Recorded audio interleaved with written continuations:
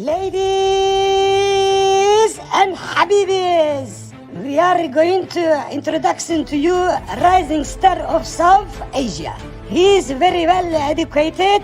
He knows Islam and Christianity very well. He done what they said he can't. He is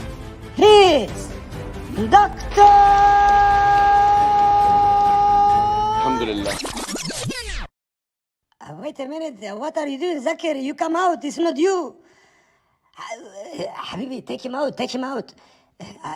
Sorry, there was some problem. He's Adam Sikher. Hello everyone, this is your favorite Murtid. Salamul Masih, peace of Christ be with each and every one of you. I hope you guys are having fun. And hello, welcome back. This is your favorite Murtid, live once again. I hope you guys had not missed my stream that I did on last Thursday. That was an awesome data intensive stream where I explored a lot of verses of jihad from Quran in the order of revelation, how these verses were came into being to Muhammad supposedly according to the scholars of Islam, because the current Quran is definitely not in the order of revelation.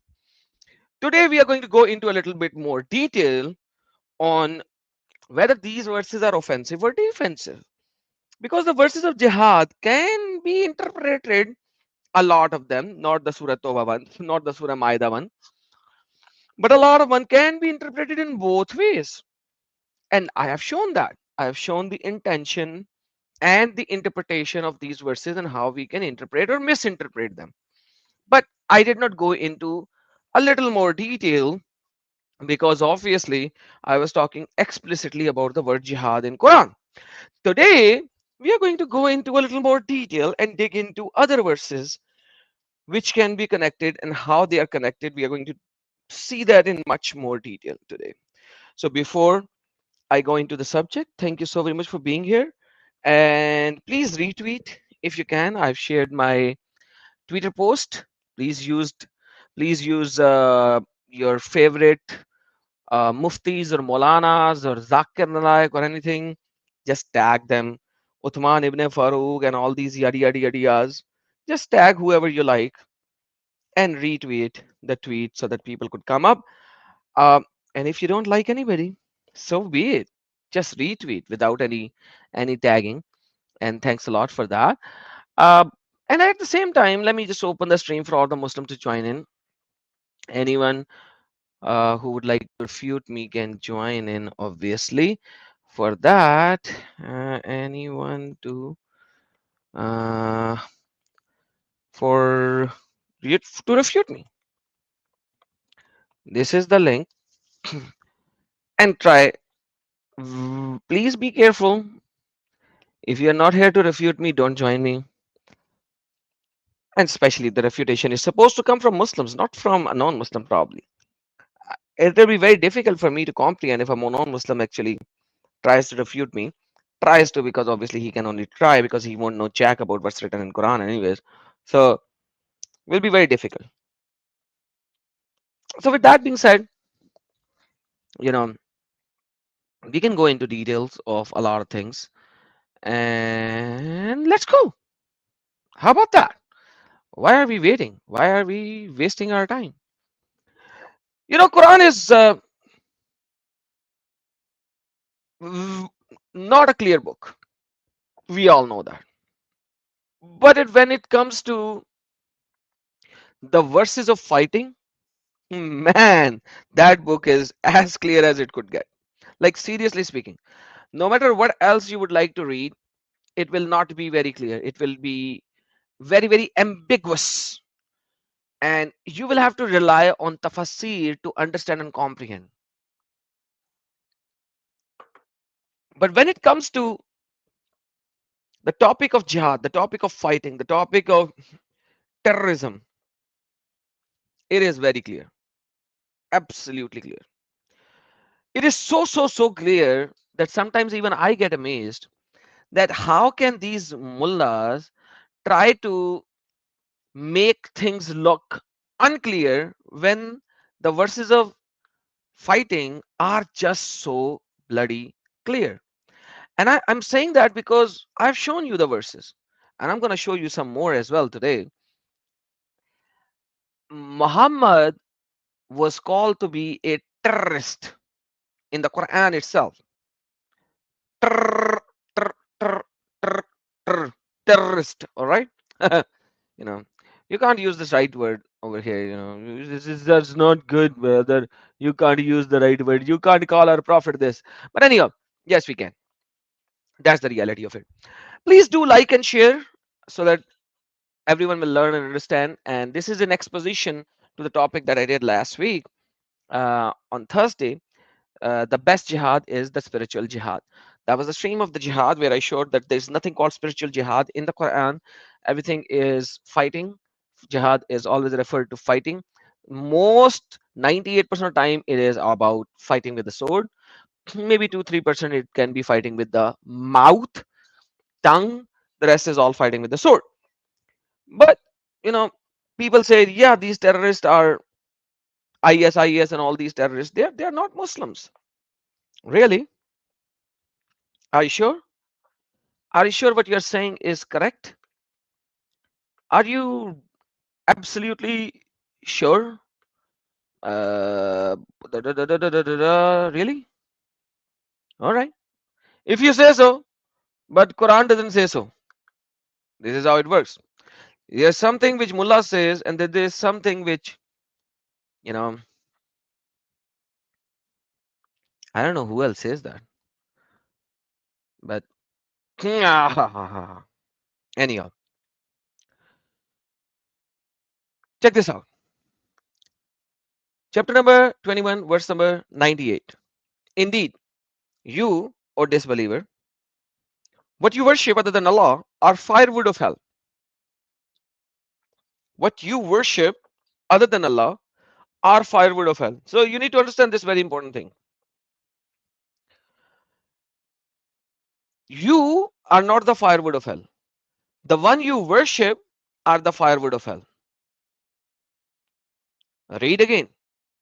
You who is a disbeliever, a kafir, a Christian, a Hindu, a Jew, you are not the firewood of hell. Indeed, you and what you worship other than Allah are the firewood of hell. Now, let me say something. Don't you think Christians worship Isa ibn Maryam? Allah, you forgot. Are you gonna put Isa ibn Maryam in hell as well? He forgot. There's no illa. In tafsir, you will say illa. You'll see how they're gonna save Isa ibn Maryam. But in Quran, the one who is being worshipped is going to go in hell as well. And it says, had these false deities been God, they would not have come to it. So imagine these false gods, Allah is claiming, if these false gods were actually gods, they would not go to hell and live there in eternal. Now, my question is, who has seen their God in hell? Nobody. So this is a false promise, a false stupidity that has been said. It's not even false equivalence. Like you can't even see who is in hell and who is in heaven. Nobody can. So if nobody can see who's in hell and who's in heaven, so at the end of the day, how can you say that had these deity been gods, they would not have been in hell eternally? Like either you show me that the one that I worship is in hell, or otherwise there is no point in it. So as a Christian, if Muslim says Isa ibn Maryam is not God, and then you say Isa ibn Maryam is God, so by definition of Quran, he is in hell.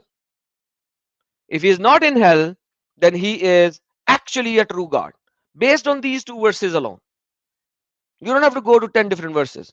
Just Quran chapter 21, verse number 98 and 99. Isa ibn Maryam, if he is not in hell, then most definitely he is a true God. And you don't have to go into any more verses. For them, therein is heavy sighing, like ah, ooh, whatever, and they will not be able to hear. Indeed, those for whom the best have proceeded from us, they are from it far removed. So the good people are far removed from hell and all that. They will not hear its sound while they are in that which their soul desire, abiding eternally. They will not be grieved by the greatest terror. What is the greatest terror? It's the hell. Hell is the greatest terror. And the angels will meet them. This is the day which you will have promised. Now, nobody will go into hell and they will not see the greatest terror. Perfect. I'm with you here. Let's see. This is Allah showing you the terror in the afterlife. So Allah is a terrorist, but in the afterlife. Who is the terrorist in this life? Let's watch. And it says, we will cast terror into the hearts of those who disbelieve for what they have associated with Allah, of which they had not sent down any authority. And their refuge will be fire, and wretched is the residence of the wrongdoers. And then Allah's promise is a true promise. He has fulfilled his promise to you when you were killing them by his permission. Oh. So in this world, there is a terror as well. In this world, there is. Really? Wow. Let's read the tafsir of this verse. And in this tafsir, they are not going to translate the word terror in one location and they will not translate the word terror in the other location. And I'll show it to you. We shall cast terror into the hearts of those who disbelieve. And it says the word in Arabic is arrob. Kalub into the heart. Allazina kafaru arrob. This is the verse of the Quran that you can see right now. And you can obviously at least can see what is written if you can't read. Arrob. And the translation is done. We shall cast terror into the hearts of those who disbelieve. You can read it. I can read it. And we can see the word terror as a translation for the word arrob. Now, in the same tafsir, when it is said birrob for Muhammad, you know what they translate? They sugarcoat. I was given 5 things that no other prophet was given before me. Muhammad is saying, I was aided with fear the distance of 1 month. Oh my God, these are such sugar coated translations. I was aided with terror from a distance of 1 month. I was aided with terror from a distance of 1 month. These guys are so deceptive. It's unbelievable. When you even see their falsified translations and they think and they assume that most of the people will not even read the Arabic, and that's what they rely on. That's what they rely on, and that's exactly what is happening in the world. People rely on these translations, and that's exactly what happens. What can we do?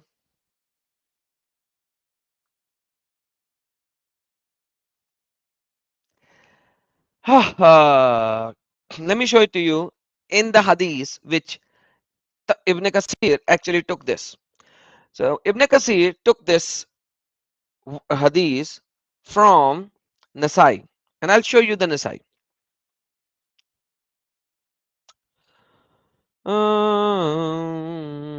And this is sunnah.com, hadith of Nasai, and it says the same word, Nusrat birrob, and they translate it as, they changed the translation. with fear being stuck into the hearts. Okay, the same hadith is in Bukhari as well. Let's see if they changed it over there. Man, these guys are so deceptive. Let's see how many locations they changed it. I've shown it in my live stream. It does say terror, but let's say, oh, it's now oh. Oh, Allah made me victorious by oh, by him frightening the enemy from distance one. Victorious by oh. Okay, let's see another one. There are so many on this subject. Let's see.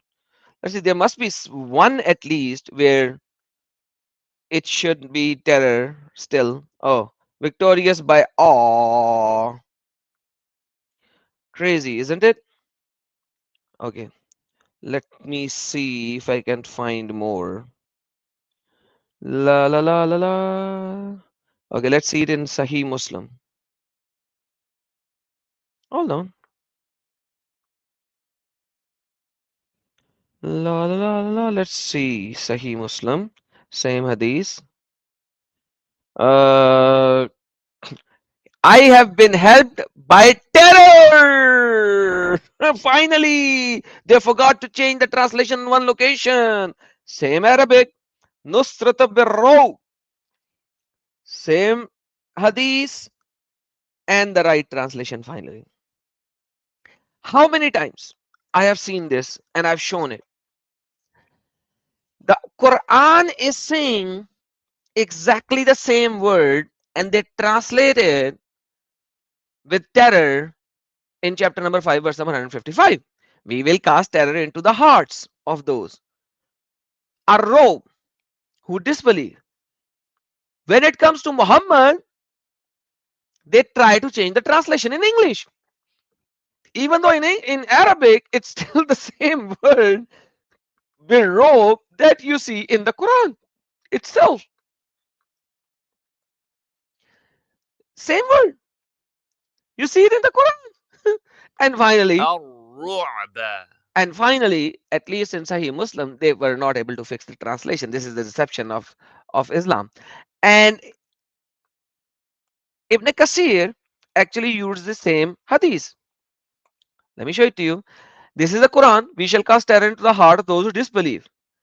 And then he gave the hadith. I was given 5 things that no other prophet before me was given. I was aided with fear, with terror of 1 month. So imagine this is the basic teaching of Islam from the Quran itself and the tafsir itself. So where is defense? If you look at this hadith, where is defense? So Muhammad is going out. If you are terrorized by some terrorist, you will not go and attack that terrorist. You are going to be in your home. So who is going out? Muhammad. I was given terror from a distance of 1 month. From a 1 month beforehand, people will know, oh, the terrorist Muhammad is coming. The terrorist Muhammad is coming. That's how it is. That's exactly how it is. And the problem is not this. If you say fear here, then the translation over here should be we will cast fear into the hearts. But they actually did the proper translation here. Terror. They actually changed it here because they wanted to look nice. They wanted it to look nice. Okay, let's see. We have somebody here. Hey, Mr. Talk. His name is Talk. Hello Hello.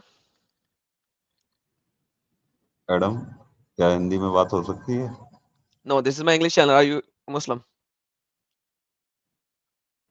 हाँ, मुस्लिम ही है। Okay, speak in English or wait for Saturday. नहीं, Pick English one. नहीं आती, sorry. Then wait for Saturday. कोई बात नहीं, निकाल दीजिए। All right. So I'm speaking in English.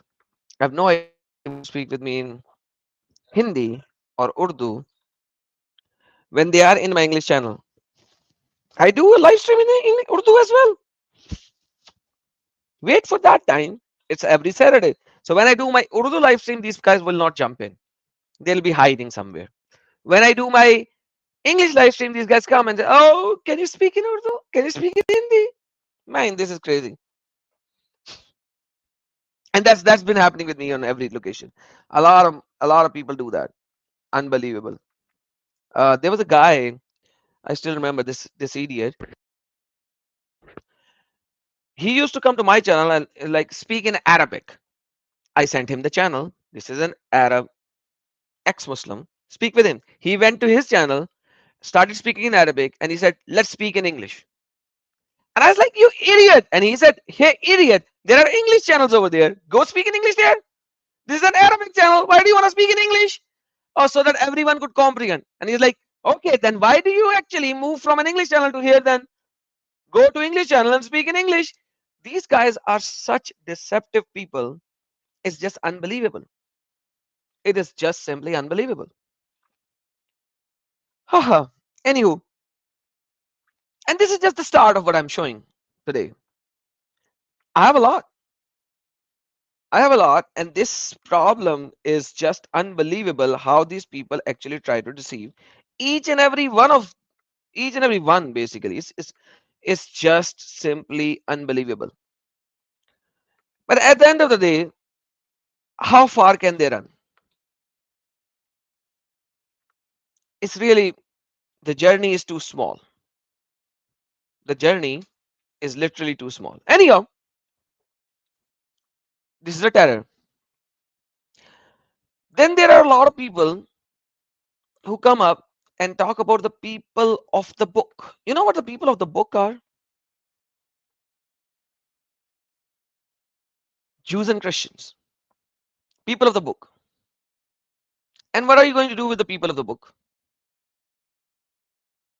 Let's read. People of the book, very good people. That's what Muslim says. They come to the West and they say, Christians, you are the people of the book.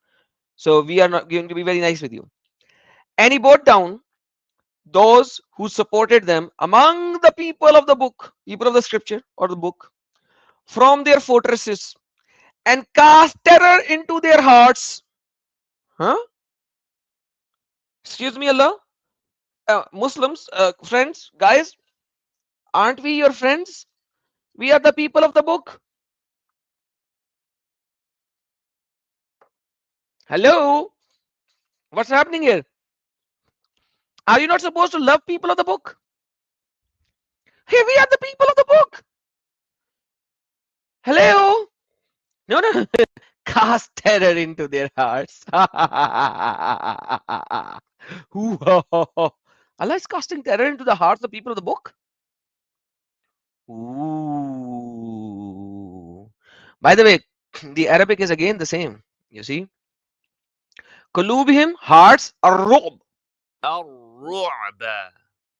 Again, the same Arabic word. And Allah is casting the terror into their hearts. A party you killed and you took captive a party. So imagine, check this out. A party, bracket starts, i.e. their men, you killed.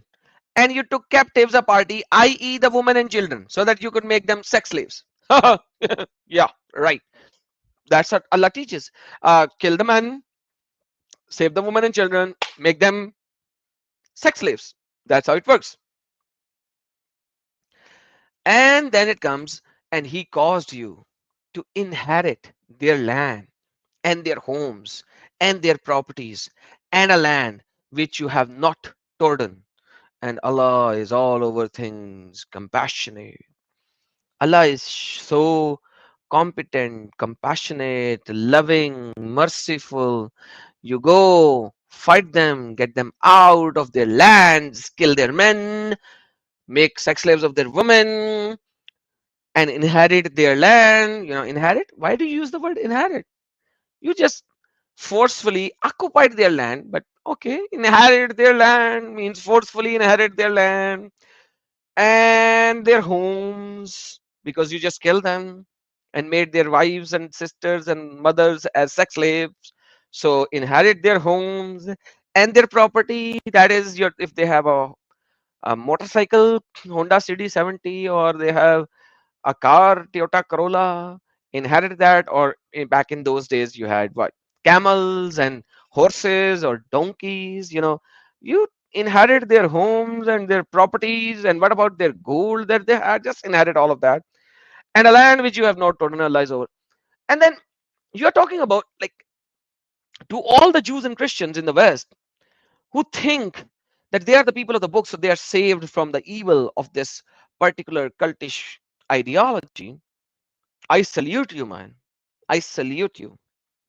Like, it's like the grass having friendship with the horse, because eventually the horse is going to eat the grass.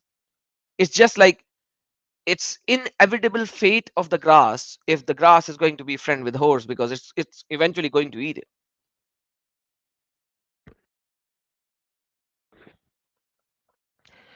But see, what can we do to figure this out? It's just to read the Quran. This is Quran chapter number 33, verse number 26 and 27. Is it so difficult? Is it? If I can read it, you can definitely read it as well. It's not difficult. Quran is really, really small. Like, literally, it is a very small book. What, 6,000 verses, and most of them are repeated anyways.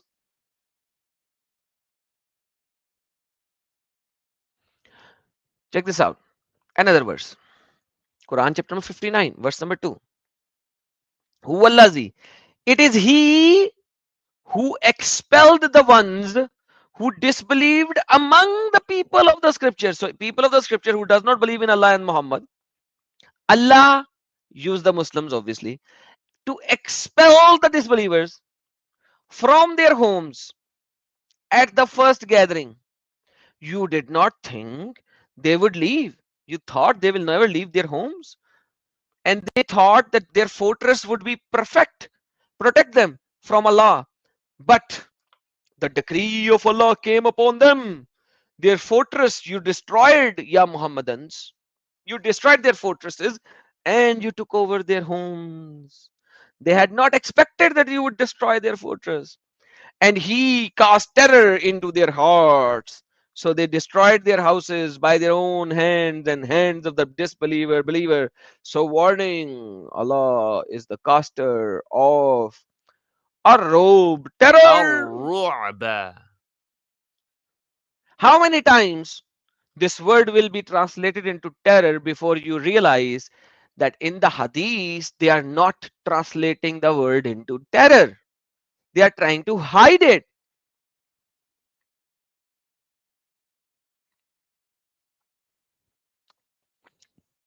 Yeah, Hussein, absolutely. You inherit something when the owner dies, but who inherits? The family of the owner, not the attackers. So the attacker could kill the Muslim, and then he inherits his property. See, that's how it is. Hussein, welcome, man. Welcome, and God bless you. You may join if you would like, if you have time. I don't know. Sometimes you are traveling and you are in so many locations, so it's unbelievable. I know you are always working, so if you have time to join, the link is in the chat. Hussein Mashni is also an ex-Muslim from Israel. He's doing an awesome job, man. No, without a doubt. That's what it is. So anyhow,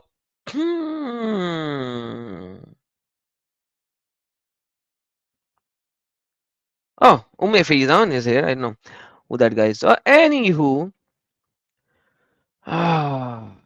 let me give you another verse of the same chapter, chapter number 59. So let's see whose terror is bigger, Allah's terrors or terrors of the Muhammadans.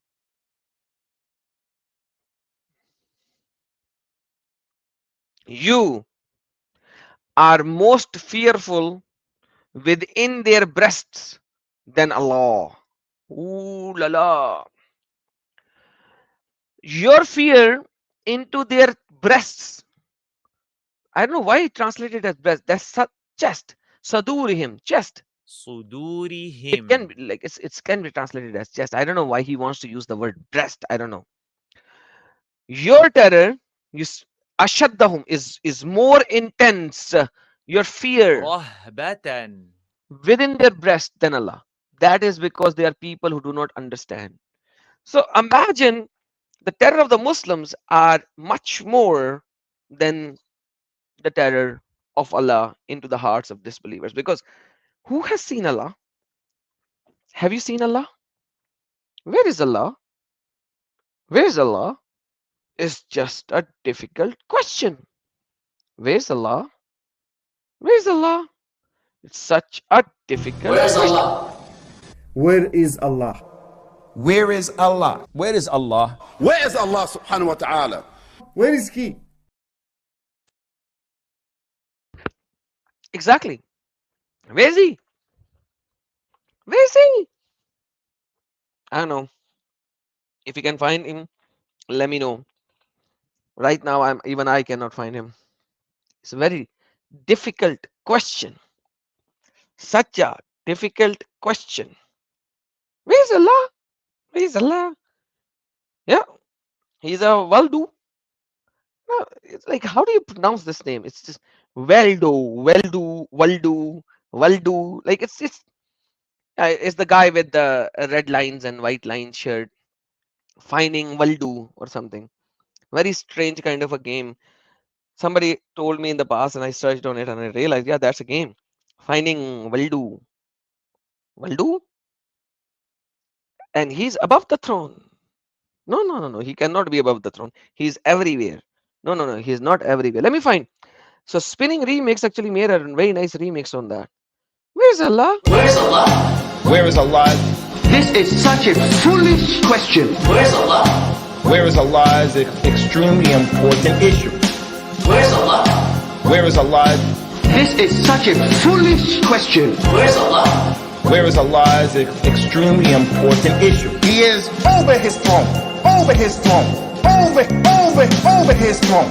The word used is thumma stawa. Thumma stawa. It means hand. The istiwa of Allah, him being above, him going over. Him being above, him going over. Him going over. That's well known to the Arabs. It means to go up, to ascend. To turn to put right, and to adjust, to sort out. It means to go up and to ascend, And to adjust, to sort out. Where's Allah? Where is Allah? This is such a foolish question. Where's Allah? Where is Allah is an extremely important issue. Where's Allah? Where is Allah? This is such a foolish question. Where's Allah? Where is Allah is an extremely important issue. Allah said He's on His throne. 6 times in the Quran. 6 times in the Quran. 7 verses. 8 places in the Quran. God is on the arsh. He's on the throne. And He's definitely on His arsh. Definitely on His arsh. On His arsh. Definitely on His arsh. We did not say that. Our parents did not say that. Who said that? The Creator Himself. Where's Allah? Where is Allah? This is such a foolish question. Where's Allah? Where is Allah is an extremely important issue. Where's Allah? Where is Allah? This is such a foolish question. Where's Allah? Where is Allah is an extremely important issue. Allah is with everyone. Brother, is Allah in the toilet? Are you crazy? Allah is with everyone. Is Allah with you when you were mating with your wife? That's the wrong answer. Allah is with everyone. Allah Ta'ala is closer to us than our jugular vein. Are you crazy? Allah is with everyone. Is He in the bar? In the sewer. That's the wrong answer. Where's Allah? Where is Allah? This is such a foolish question. Where's Allah? Where is Allah is an extremely important issue. Where's Allah? Where is Allah? This is such a foolish question. Where's Allah? Where is Allah is an extremely important issue.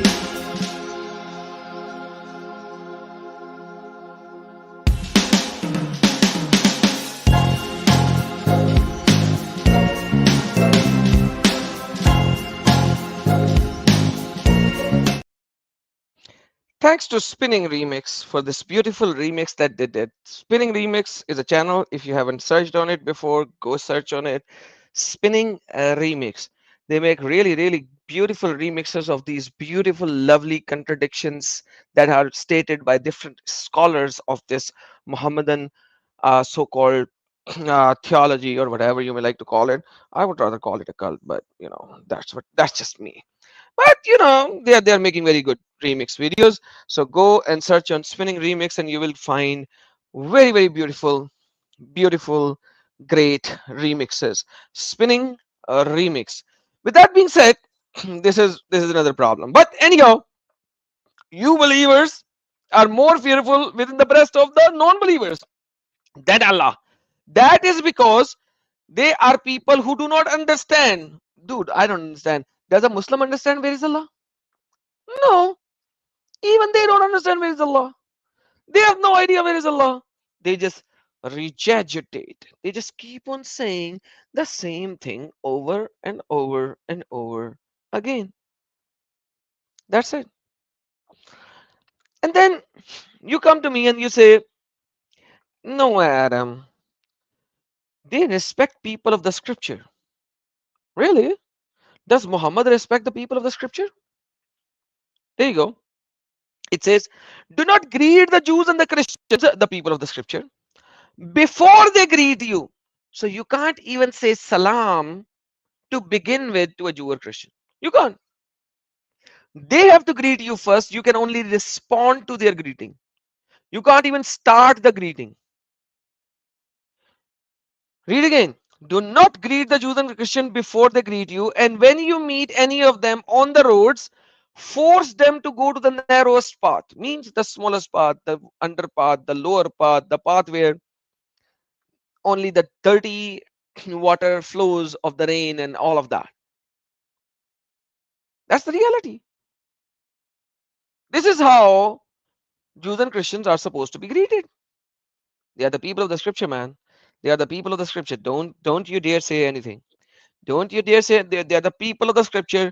Allah loves them, and you love them, and we love them because Quran says they are the people of the scripture. Okay. Quran chapter number 1, Surah Al-Fatiha, which any Muslim will recite every day at least 70 times, 17 times if he's only doing the Farad prayer.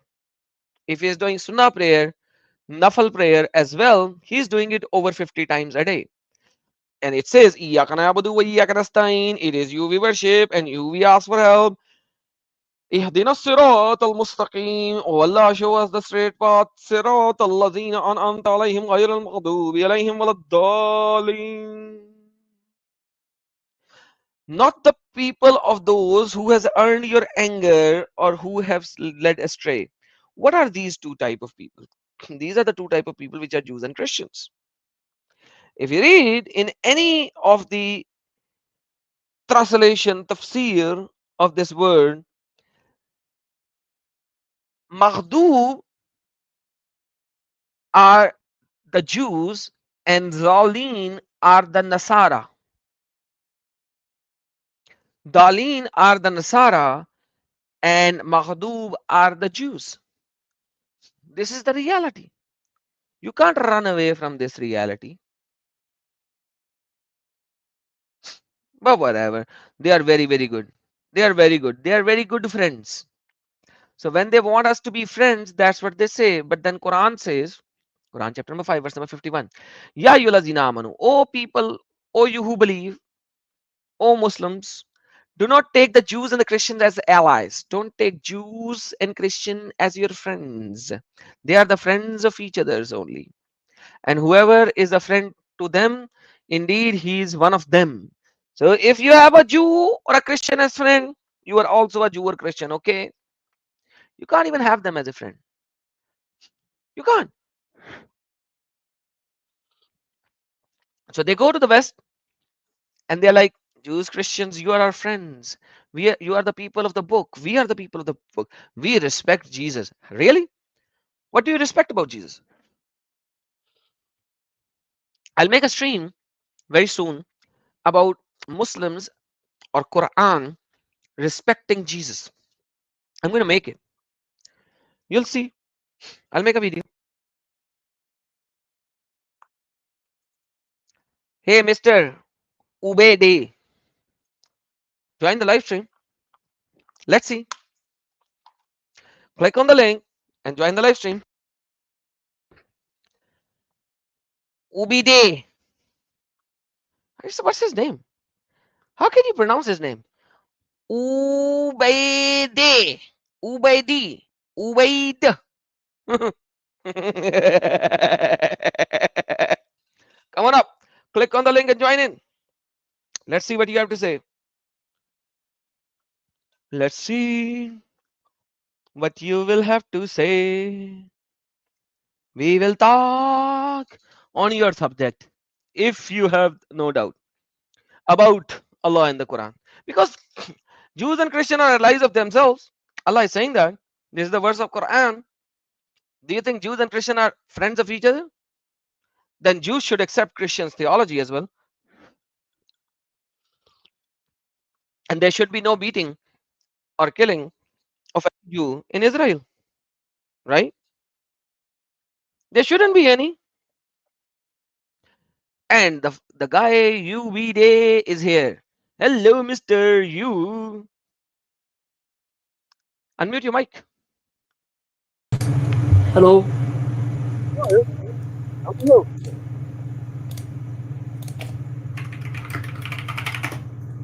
Hey, stop typing, stop playing. You are here, you're live. Don't waste time of everyone. Okay, what? You wanna do typing, talk to somebody else, go do that. If you're here, you're live, speak. I'm speaking. Can you not hear me? I can hear you, but I can hear your typing much harder than you're speaking. So speak I'm going louder, to a please. live stream. Okay, yeah. All right. What do you have to say? Why are you babbling in the live chat? So we are talking about you are friends with Jews and Christians? It says allies. What does allies means? It doesn't mean friends. That's for sure. What does it means? What does it mean, not means? What does it mean? What does allies means? If allies doesn't mean friend, what does it means? Okay, you're Googling it? Google it. No, I'm not Googling. Okay, so what does ally means? It doesn't mean friends. That's for sure. Dude, what does it mean according to you? It doesn't mean friends. So stop changing the translation. Oh my goodness. Allies doesn't mean friends. Nope. Doesn't allies means helpers, supporters? Yeah, but it doesn't mean friends. Okay. So what does friends do? Kill each other? I don't know. You tell me. Okay. So I know idioticity doesn't have any limit, and I can fully see why somebody stated this sentence, that there's no limit for idioticity. So that's perfectly fine.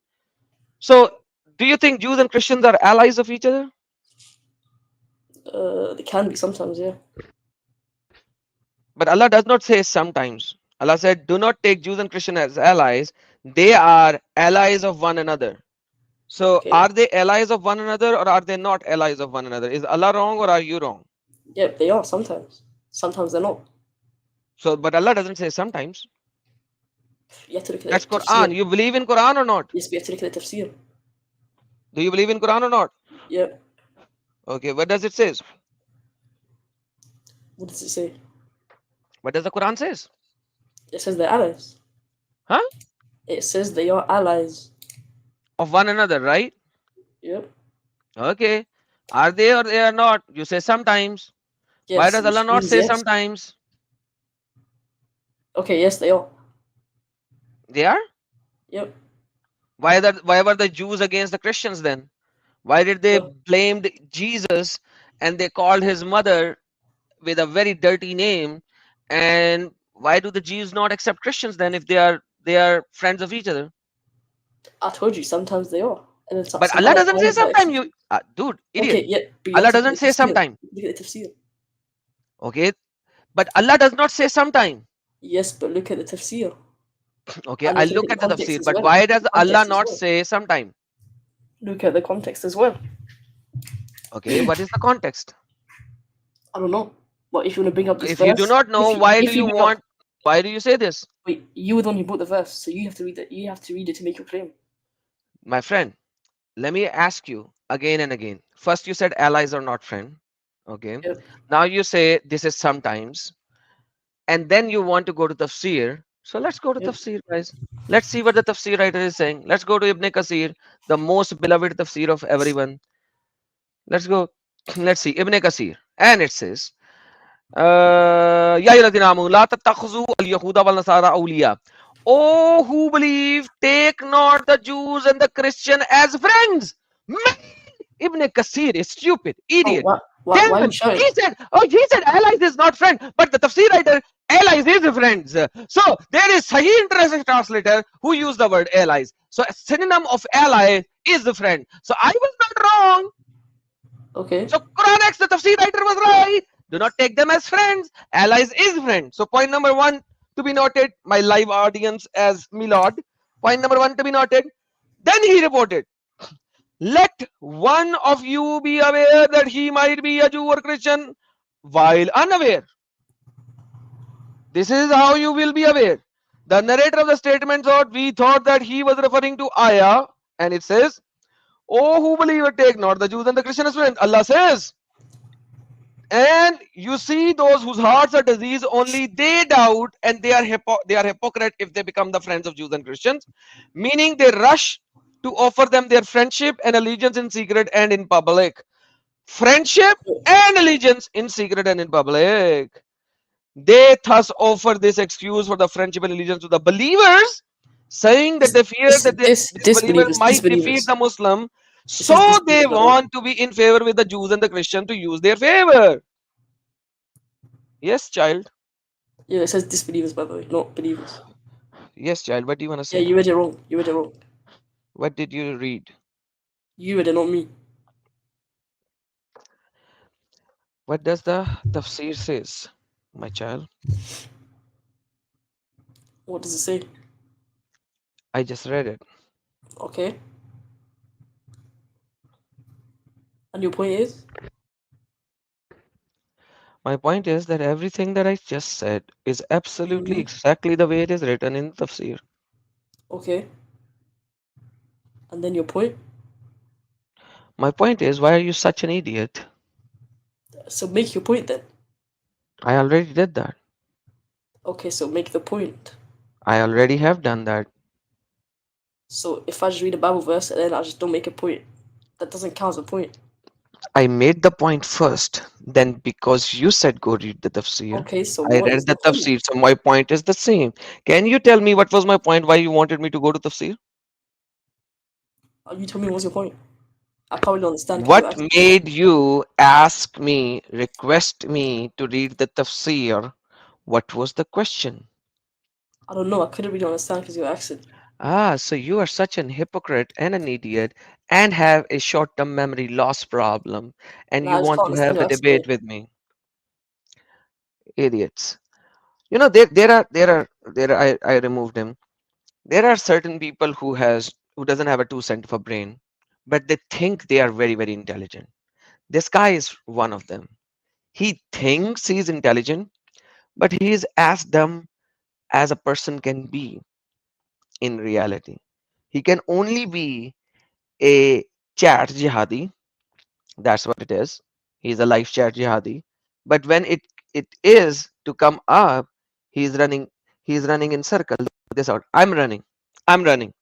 He doesn't even know why he asked me to bring the tafsir. Let me call him. Let's see who's running. I'll prove it to you. Why did you ask me to go to tafsir? Why did you ask me to go to tafsir? So that you could read the context.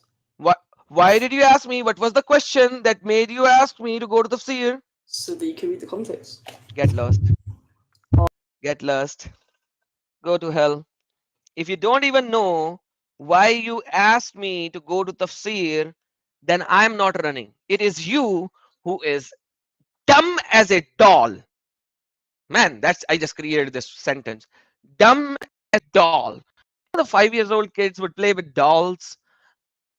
He's as dumb as a doll because a doll cannot think. He cannot think. He doesn't even remember why he made me go into tafsir. He does not even remember. Let me tell you what my question was, which made him ask me to go to the tafsir. So my statement was, Allah is saying Jews and Christians are friends of each other. And he said, no, some Jews and Christians are friends, some are not. I said, in the Quran, Allah does not say some. And he then said, go to tafsir, go to tafsir, go to tafsir. And I showed him the tafsir. I read the tafsir for him. And then he thinks, I am running? Hey, child, go deceive somebody else. Go waste somebody else's time. You know, if you're here, you need to remember at least why you asked me to do something. That very basic thing you have to remember. Otherwise, there's no point having a talk.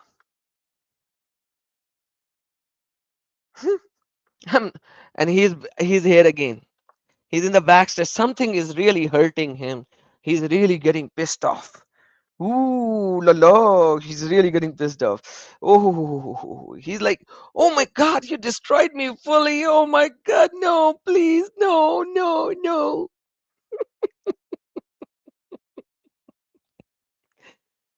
No. So baby, once again, do you know the question now? I repeated it. Can you tell me the question?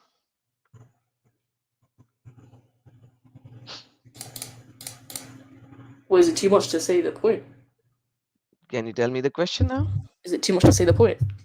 I already finished the point when I was in the ayah. Okay, tell me then. I won't. You will. What was my point to Oh, begin with? I repeated it just now when you were in the backstage. what is it too hard? What was I saying when you Is were it in too hard to say your backstage? point? Is it too hard to say your point? What was I saying when you were in backstage? I don't know. I just joined. Okay. Now I Okay, can see, kick you see. off again. Get lost. All right. He's done. So I just repeated everything. He was in the backstage, typing in private chat, shouting match. You're running, you're running, you're running. And again, I called him up live, asked him to repeat what I just said. I finished my point again, gave it to everyone again. And then he was like, repeat it again. Idiot. Son of a gun. So let's go. Next point. This is the reality of these guys. Like sometimes I think, why are they on this earth, man? Why don't they go to Allah's heaven and leave this earth? Because they're eating and drinking and wasting the precious what do you call it? Natural resources. They're destroying the natural resources of this earth, and they need to stop destroying the natural resources of this earth. Mm. Mm. Whew. Let me bring it. What is next in my picture? So, what do you do when you have a Jew or a Christian as friend? Hey, let me tell you something, guys. Let me show you something. Let me show you something really, really interesting. Hold on. Give me a second. Give me 1 second, and I'll show it to you. And check this out. Let me show you. I just called somebody dumb as a doll. Let me show you how dumb as a doll somebody can be. How much of a dumb as a doll somebody can be. He thinks I do not know who he is if he change his name and change the profile picture. Check this out. He thinks I won't know who he is if he change the profile picture and instead of his name, he will add something like dash and I won't know. And if he changes profile picture to nothing, and I will not be able to see this. So the dumb as a doll, the DD, thinks he can deceive me like Allah deceive everyone in the StreamYard by doing this.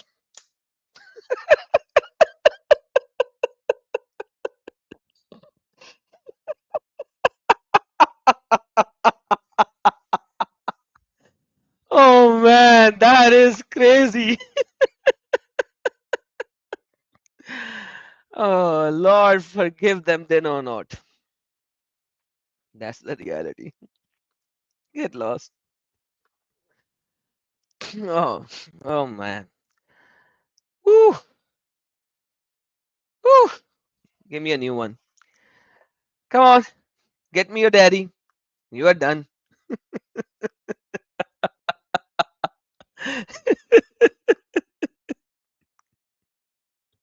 You are done. Okay, so then we have another verse of the Quran, and it says,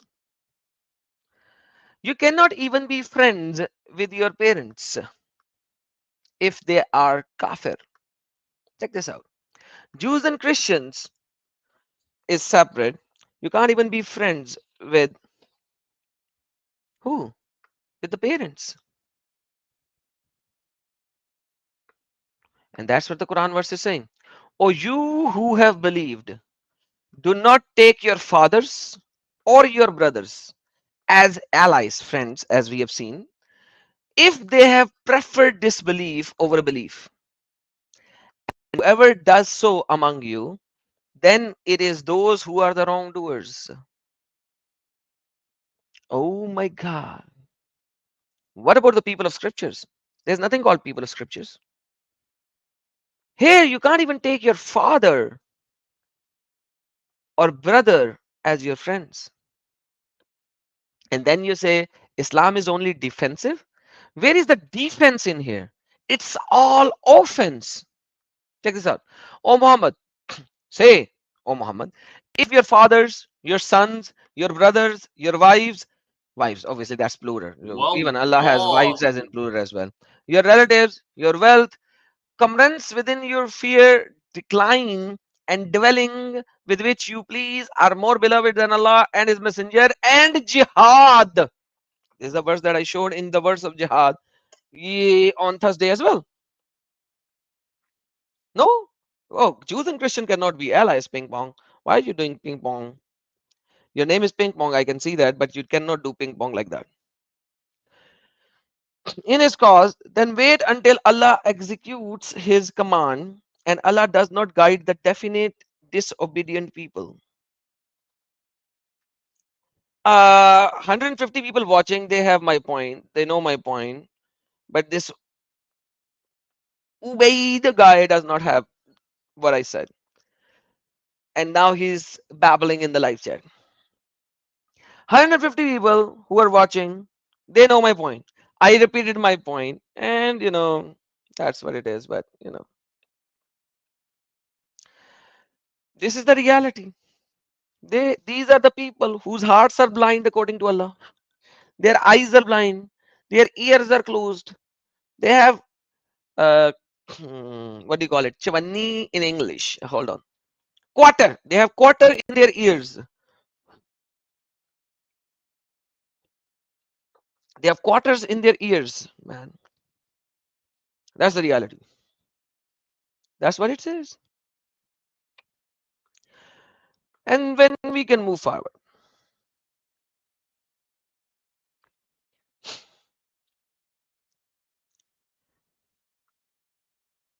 So now the problem here is, why would Allah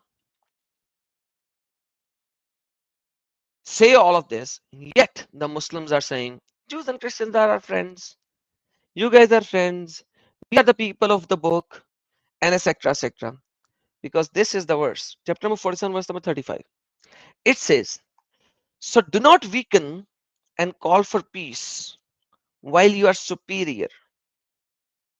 So when you have the power, when you have the numbers, then you cannot be weakened or call for peace. Allah is with you and will never deprive you of your deeds. That's the problem. When they do not have the power, the superiority when it comes to numbers, that's what they are going to say. Once they have the power, once they have the numbers, things are different. Then Allah is saying, you have the numbers, you have the power. Don't weaken, don't call for peace. Go ahead, start killing, start destroying, finish it off, just like Muhammad. Muhammad was given the robe, the terror, after the hijrah, rather much later after the hijrah to Medina when he had the power. Why was this robe not given to Muhammad, robe, yani terror, not given to Muhammad before the hijrah? So 13 years of Muhammad living in Makkah, he had no robe, he had no terror, according to Muslims themselves, according to the tafsir, according to the Siratun Nabi, and according to everything. He had no terror when he was in Medina, Makkah. When did the terror came into Muhammad? When he had the power, when he had some number, that's when he had the terror. And that's exactly what Quran preaches. Chapter number 47, verse number 35. Do not weaken and call for peace while you are superior, when you are superior, or while you are superior. And Allah is with you and will never deprive you of your deeds. And this is the essence of how things has evolved. Let's take a sharp contrast look. At the day of Pentecost, in Acts of Apostles, chapter number 1 and 2, over 5,000 adult men had accepted Christ. Right there and then. Now they have the power and the number. Instead, they never started fighting. They were humble and they kept on humbly preached the good news. They never took the sword to go and start killing all the Jews or any of the Jews. They did not go anywhere to kill. Rather, they preached humbly without power, without terror. Why? Because Jesus said, don't attack, don't kill, don't murder, because the one who lives by the sword die by the sword. You look at this teaching of Muhammad, he actually lived by the sword and eventually died by poison. Because it was by the sword, because the Jewish lady was captured, received by Muhammad, who gave him poison with the shart, with the condition that if you are the prophet, you will not die by it. Allah is going to save you. But eventually, within 2 years, two and a half years, he died by the same poison. And then the Sira writers actually say that Muhammad died a death of martyr because he died from the poison that he ate at Khaybar. And they say, oh, he was a martyr. And Muhammad is saying to Aisha, I still feel the pain of the food that I ate at Khaybar. And right now I feel as if my aorta is being cut off. That's how miserably he died. That's his teaching. That's the fruit of his teaching, fruit of his labor. You want to know somebody, you will know somebody by his fruits. By his fruits. Nothing else, nothing more.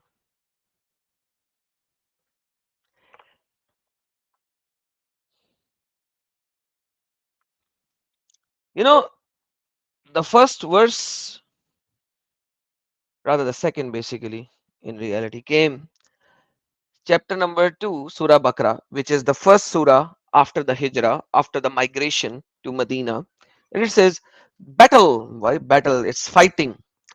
Fighting has enjoyed upon you. It's not harb. It's kital, I think, if I'm not mistaken. I remember that part. Kutiba ilaykumul kitalu. Yes. It's kital. It's fighting. القتال. And even if you do mouse over, it says fighting. Harb means battle.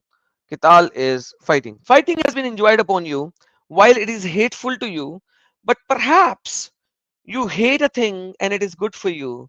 And perhaps you love a thing and it is bad for you. And Allah knows while you do not know. That's how Allah made people fight for His cause. You know what kind of a fighting it is? It's not a fighting of, the verbal fighting. It's a fighting where you kiss somebody's neck. And it says, so when you meet these who disbelieve, strike their necks until when you have inflicted slaughter upon them.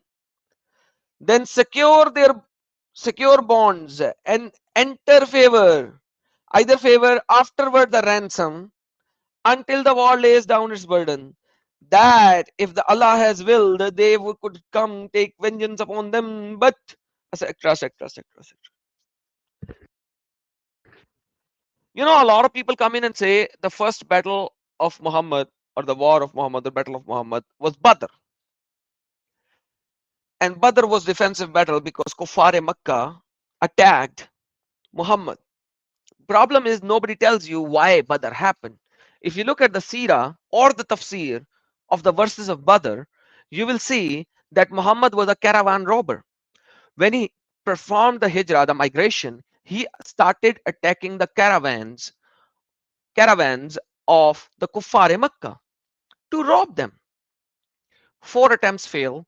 5th attempt at the Wadi of Adan did not fail. And the followers of Muhammad captured the booty, which include men, women, and their stuff that they were taking in their caravan. And then you know what happened?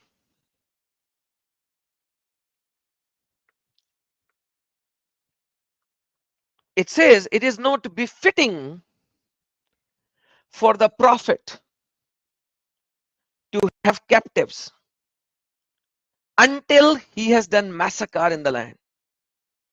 Check this out. It says, it is not befitting for the prophet, it is not for a prophet to have captives until he has inflicted a massacre in the land.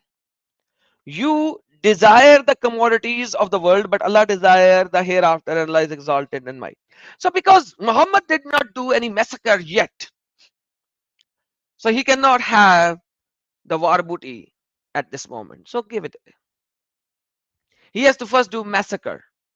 So he returned the people who were enslaved during that time. But once he did the massacre, he started taking the war booties, the girls. According to Ibn Taymiyyah, with the correct ahadith, authentic ahadith, Muhammad had 4 slaves. Girls, sorry. Muhammad had 4 slave girls. The ladies. Not the lady boys, the ladies. And that's how it works. That's the reality.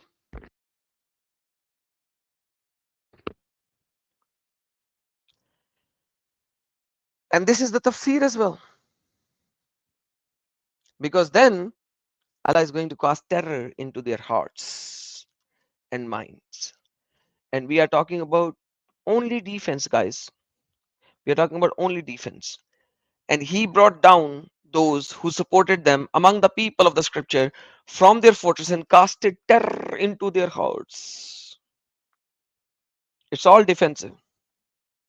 It is definitely all defensive. And then people say Quran chapter number 9 verse number 5 is for a particular topic area, for a particular thing only. It is not generic. But Tafsir Ibn Kasir actually says this is generic. It says this is the verse of the soul. It's tafsir. The guys who come here and ask for tafsir Why don't they ask for the tafsir of chapter number 9, verse number 5 from the same scholar, Ibn Kasir? It says, when the invocable months have passed, they kill the polytheists wherever you find them and capture them and besiege them and sit and wait for them in every place. Ambush. So here they say, look at the context of the Quran. It is for a specific time, for a specific thing, not generic. But then the same tafsir writer, Ibn Kasir, the son of many, that's what Ibn Kasir means. Kasir means many, Ibn means son. Ibn Kasir, son of many. So he was the son of many fathers. Actually said what? This is the verse of the sword. This is the verse of the sword. And I don't say that. Ibn Kasir says that. Do you want to accept Ibn Kasir now? Do you? Because now, if you are a person who goes to tafsir, then you have to go to the tafsir. This ayah is of the sword. This is the ayah of the sword. This is the verse of the sword. That's where you have an open sword. You have a naked sword. Go. And according to Ibn Kasir, over 70 verses, the so-called peaceful verses, have been abrogated by this verse. If you read Ibn Kasir, many of the hadiths, many of the tafsir of the older tafsir, he'll say this verse has been abrogated by 9.5. This verse has been abrogated by 9.5. This verse has been abrogated by 9.5. I'll have to make a video on that as well. The verses which are abrogated by Ibn Kasir. There's so many. By using just this verse 9.5.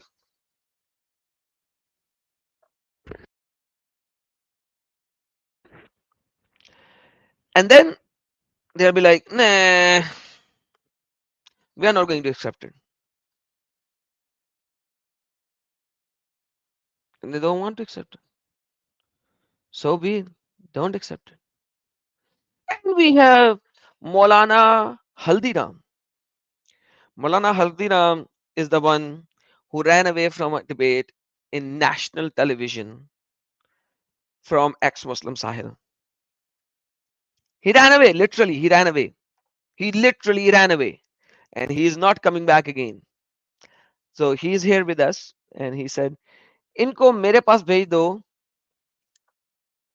इलम दिलाएगा. Thank you so very much for your super sticker. Appreciate it. So let's see. We have somebody, probably the same guy with a different name. Now his name is LG. Nobody will name himself LG. So I am hoping this is the same guy. Let's see what he has to say now before I end the stream. Yes, Mr. Ubay. Hello? Hello. Okay, so do you want to say the point or do you want to run? Do you want to say something? Say it now, or That's forever do hold the- your peace. Okay, so about what you said, if Muhammad Sallallahu Alaihi Wasallam was a head of state, so obviously if you're head of state, you have to defend your people and you have to defend Islam. So obviously, But you have to why go was he? to fight Why did he go all the way to Tabuk to attack the Tabuk people? to attack you. So, what? What did you say? Why did Muhammad go all the way to Tabuk to kill the people of Tabuk? Because they didn't wanna, because they were the enemies. Obviously, What? they were the enemies. How? Who said that?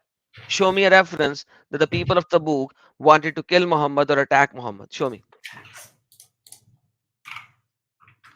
Any hadith? Any Quranic verse? Wait. La la la la la. Let him do Google. And I don't want an article. Let me just tell you. You said Don't you wanted give a me reference. How would I articles. give, you said you wanted a reference. How would I give reference without going on Google? Yeah, go Google. But don't give me Yes. articles. Give me hadith or the Quranic verse. Google it. La la la la. These guys will say something to you and they do not know whether it is written somewhere or not. And he doesn't know whether it's written somewhere or not. He doesn't. He's gonna Google it. He's gonna read multiple articles Let me tell you beforehand.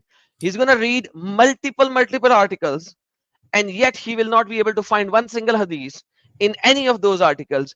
Why Muhammad went 1200 kilometers far from Makkah to attack on Tabuk? That's the reality.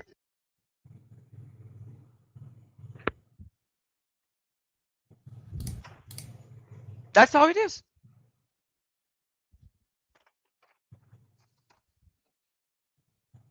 You find something? Are you reading an article? Yes, I am. Read the articles. Read all of them. I'll give you a year. Do you want to change to something else? No, I'm alright. Because it's going to take you a few years. To find what? It's going to take you a few years.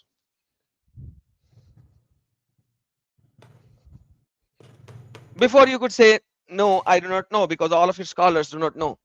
They have banged their heads on the wall to figure out, and yet they were not able to know. They don't know what. Why Muhammad attacked Tabuk?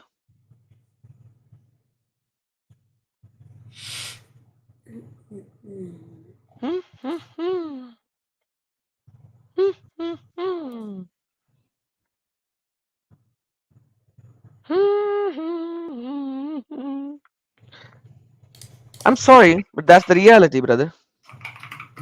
You want to change to something else, or you want to still explore? La la la la la. You want to keep on exploring for the next year in my live stream, or you can do that later and we can go and search on something else.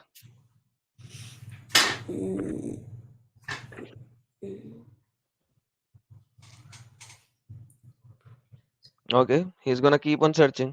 You do realize you are in a live stream and we have a limited time to go live? Wait, but you said I can have all the time in the world, so why change it? Yeah, so you do that later, not in this live stream. Okay, you have to do it later, because there is none. Your scholars even say there is none. Show me. Show you what? Show me which scholars say there's none. None of your scholars says. Yeah, show me. How do I show you something which is not there? You said all of your scholars say there is no reason, or whatever you said. Yeah, there is none. Yasir Qadhi said that, and he said multiple of the scholars. Why? Did you read Yasir Qadhi? Did you watch Yasir Qadhi? No, just show it. Don't change the subject. Show it. Okay. So you want me to show it? If I show you, will you accept it?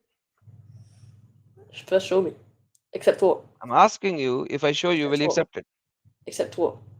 Will you say sorry that yes, Muhammad was an attacker and he did attack? It depends on which scholar it is. Because if you get some Shia scholar. Hey idiot! What am I saying? None of your scholar has it. So either go bring it or stop it. You said all of our scholars say there's no reason. Who's Yasir Qadhi? Do you know Yasir Qadhi? Yes, I do. Who is he? He's a speaker. He's speaker? Yeah. What do you mean by he's speaker? He speaks. He speaks what? He gives talks. And he does history. Is he Shia? Is he Shia? No. Okay. Have you studied his lectures? No. No. So what's the purpose then? Show it. What's the purpose then? Show it though.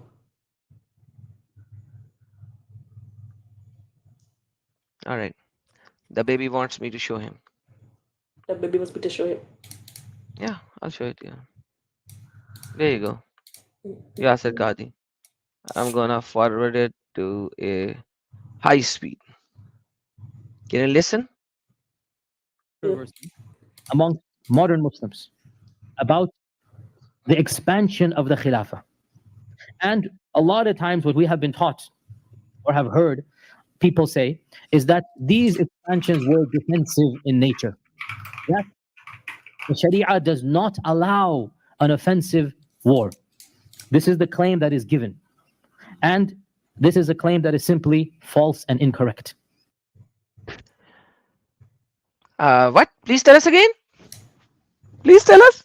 The claim that there's no such thing as offensive jihad, and that the Muslims of early Islam never engaged in conquests is a claim that is simply not backed up by any shred of evidence. Ouch. In fact, the opposite is true. And that is Ouch! an undeniable fact, which is why nobody pre-modernity ever said this.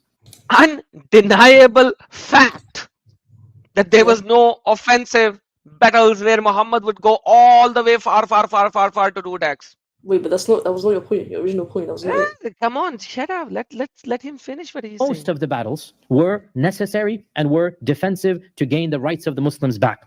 However, it is also true to say that not all such battles can easily be put into this category. Some battles, especially some saraya, and remember saraya was the expeditions the Prophet did not participate in. He sent others out.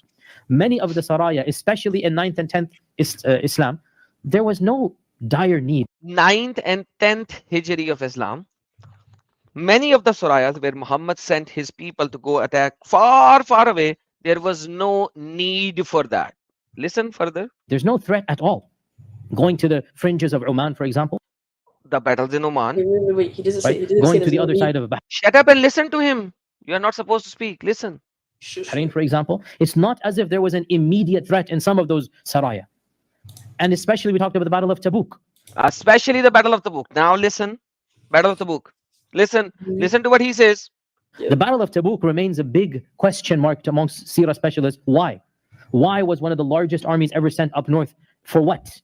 And in reality, it seems one of the strongest reasons is to show the powers up north that Muslims meant business and that they are going to attack, which is why Abu Bakr as-Siddiq took the initiative to attack. Followed the same route when he went to attack. So none of your Sirah writers, there are over 40 Sirah writers, 40 Siratul books, Sirah of Muhammad, the life of Muhammad, 40 different authors. None of them has ever pinpointed a single thing why Muhammad sent the troops all the way to Tabuk, 1200 kilometers away. Wait, but you just said this is business. They mean business. That's English statement, which means that we have the power and we're gonna attack. You stupid. Yeah, exactly. That's English sentence. So that the others don't try to attack the Muslims first. Hey, listen, they were not attacking you. Yeah, I said that's the whole idea. In the future, if they try to attack, they're gonna know that they were forced to be reckoned with. Yeah, keep laughing, mate. Keep laughing. That is called finishing with a bang. And what you are doing right now is a pretzel show that you are making, which seems so stupid and pathetic when you say it like this. So, instead of statement like this that they mean business, you should have said, yes, I'm sorry, I apologize, yes, we were attacking people, which was not defensive. Why can't you accept the reality? Wait, if it's wrong, just tell me how it's wrong. What I said. Why was Muhammad attacking all the way to the fringes of Oman and to the Tabuk, 1200 kilometers? Instead of laughing at it, just tell me how it's wrong. What I said. That's what I'm saying. How is it right attacking somebody 1200 kilometers far? I just said before. How? Why? I already said it. Tell me how. Oh, now you want me to tell you. Before you didn't want to tell me the point, but now you want me to tell you. Tell me how. Again. Define it. Define what? Why would you attack somebody hundreds of kilometers far? I just said it. No, you did not say anything. Yes, I did. Idiot. That's why I say, child, bring your father. Bring your father. That'll be better. At least I will have some better discussion with your father. Bring all of your fathers, because you are such a child. Please don't get molested by these mullahs, because you will if you remain in this cult. Come out of this cult. This is just a barbaric, fighting, attacking cult. I don't want you to blow yourself sometime in the future. So get out of this cult. This is what it teaches. This means business. This means business? That is what gangsters says. This is a statement of gangsters. Muhammad was a gangster. You are finished, boy. Go. Bring your daddy. Can you bring your daddy? Huh? Can you bring your daddy next time? No, can you debate someone with actual knowledge? Bring somebody, some Can you debate daddy someone's who has knowledge? Can you knowledge. debate someone's knowledge? Can you Yeah, agree with bring someone's somebody life? who Can has you agree with knowledge. anything? Bring somebody who has knowledge. No, you have to ask for it. You're the one who wants to debate. So you have to go and get one. Okay, go get lost, idiot. Bring somebody who has knowledge. At least you are done. You're finished. You're destroyed. Ooh la la. That was, yeah, bring somebody. Like, you think when I say something that your Yasser Qadi even said that I won't have the evidence. By the way, here's the video. If somebody wants to watch it later, here's the video for everyone. It's a long lecture of his, and I just Sham, extracted same maybe route of 8 minutes Tabuk, and he out went of from his long lecture, and it's been done 3 years ago. And I think his real video link will be in the chat as well somewhere. So Yasser Qadi, somehow when he's lecturing his own people, he tells the right stuff, and he tells the right stuff many a times. And that's the reality. Hey, Isa Kabir, long time, man. Long time. It has been really long. Join in. Join in if you can, Isa Kabir.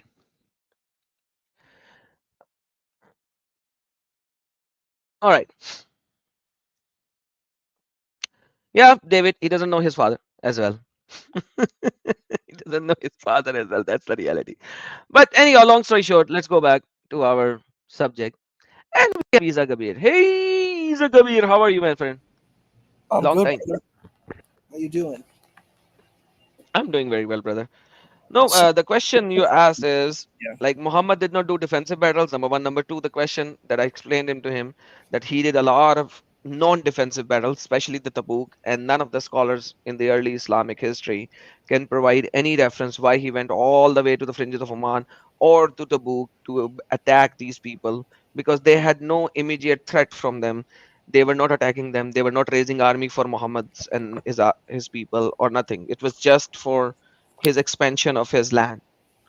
So that was the whole point. What do you want to say about that? I mean, I think it is an interesting question. I think definitely in the traditional, particularly Ahl Sunnah wal Jama'ah Islam, it is kind of there. Like even in the message, which kind of really displays a very positive narrative of Islam, there still is this imperialism. It's actually a big for me. I'm an anti-imperialist and colonialist, and it's like that's a big question in Palestine, Israel, because a lot of people are like, well, Jews are doing imperialism and colonialism in Israel, and I'm like, well, how did Palestinians become Muslim? It wasn't just like kumbaya. Like you have to say they were a product of imperialism and colonialism, and that's like seems to just be erased from the history. And I think it is an important conversation. Does Islam have a history of of imperialism and colonialism? I think it does. I think yes, you have mystics like mystic Sufis that walked around, but I definitely think that's not the complete case. Even South Asia, the Mughals came in and they said, well, our conquest is good, Islamic conquest is good, but Christian conquest and Jewish conquest is bad. And I find that to be a special pleading argument, and that's a problem, I think. I think you are right on spot, right on the money. And by the way, why would you like? I need to ask this question now. This is my question. Why would you call Jewish Israeli right now doing imperialism? I would like to learn that. I'm saying that I'm steel manning the argument. That's the argument that we're hearing. So I'm steel manning the argument. I think it's a lot more complex than that. I'm saying that's how people view it. They call it imperialism. I would say that definitely the British had a part to play in it, just like Pakistan and India. It's the same thing. The British came in and incited a lot of issues, but I think a lot of Jewish people actually bought the land. I don't think people want to talk about that. I said if people say, well, the whole land should belong to the Palestinians, and I'm like, what about the Jews who bought the land for exponentially high prices? Are we going to talk about that? Was there things that were unsavory and problematic in expansion? I think 100% yes, but I'm not taking. That's not my position. The argument I was making is that's the pro-Palestine position. Makes sense. Makes sense. And that's what I wanted to say over here is forget the land that they bought before 1947 or after 1947. That's a separate thing and a separate discussion in itself. You know the history of Pakistan and India, right? There was only one India. before 1947. Yes. They partitioned it between two countries. One is called Pakistan and one is called India in 1947. How did they do that? The influencer for that partition was the Second World War.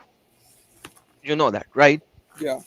They wanted manpower in over there, and to achieve that manpower, they wanted to get the people from India to fight for them, for Britishers, right? The same thing happened for this land. They wanted the manpower to go with them, to fight with them over there. Simple. When they asked for the manpower, the Muslims said, "You will give the land to the Muslims." And the Jews said, "We'll fight for you. You will give the land to the Jews." Same thing. Second World War finished, and they divided the land into two parts. Israel, the Jewish state, they did not call it Israel, they called it the Jewish state. And the Arab state. So at that particular time in 1947, the Arab state comprised of 53% of the total land, and the Jewish state comprised of the 47% of the total land, and the Jerusalem, where the mosque is and the Solomon temple is a collective area for both of them. Nobody can have that. Now what happens? A beautiful thing happens. Israel said, the Jews said, we accept it. We accept the land, we accept the boundary. The Arabs said, no, we are not going to accept it. Sorry. We are going to have the whole land from the river to the sea. That is 1947. Now, my friend, the problem here is very simple. If you do not accept the boundary, is it recognized by the UN?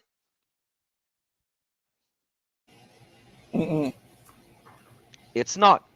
No. That's the same thing that happened with Israel. I'm going to show you a presentation that I've done on multiple of my channels, but today I'm going to show you a very small part, and you'll see how and what happened. So I'm going to skip forward all the way to 1947 because it started like 3,500 years before. So we'll go all the way to 1947. This is the location. This is slide number 20 of my presentation. But check this out. In 1948, Lebanon, Syria, Iraq, Jordan, and Egypt started to collab, and an Arab-Israel war started. The first of the very first. And they lost 750,000 Palestinians were expelled from a lot of land. The Sixth Day War, which is one of the most renowned war in the history of this area. I'm skipping forward very fast. All of these Muslim countries attacked on Israel. Check the strength. Egypt, 160,000 total people. Syria, 75,000 people. Jordan, 55,000 people. Iraq gave 100 tanks. Lebanon gave 2 aircrafts. Total of 465,000 people. 800 aircrafts. 2,500 tanks attacked on a very small land called Israel, which had a total population of 264,000 people, 250 to 300 airplanes, and only 800 tanks. And they destroyed them, obliterated them. After this war, the most renowned war was Yom Kippur War. Yom Kippur War, once again, started on the day of Yom Kippur. This time around, they attacked with 1 million troops. And this time around, you have Egypt, Syria, Saudi Arabia, Morocco, Cuba. 11 total countries basically attacked, and they lost miserably. Now, what is the fault of Israel in all this? Like, think about it. There was a land which was divided. If India will not accept the boundary, and Pakistan will and have a fight with Pakistan, will it be a fault of India or Pakistan that people are dying? if in 1947 the same thing would happen and Yep. India would not accept the boundary that was drawn in their land and Pakistan was separated, what will be the fault? Who will be at fault, India or Pakistan, if they won't accept this boundary? India. India's going to be blamed, right? So why are you blaming Israel now? And I ask the whole world, why are they blaming Israel right now? And they say, oh, this is Hamas doing this. Brother, Hamas is the legal representation of the Gaza Strip. There is no Palestine now. Nobody accepted it. There is no boundary. There is no country named Palestine. I am going to be honest. I have this because I'm a person who's kind of, I don't know if you're familiar with libertarianism, but I'm very much into freedom. I'm a pro-freedom advocate.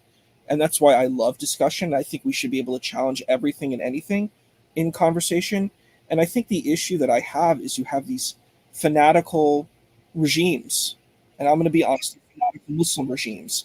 And they're extremely problematic.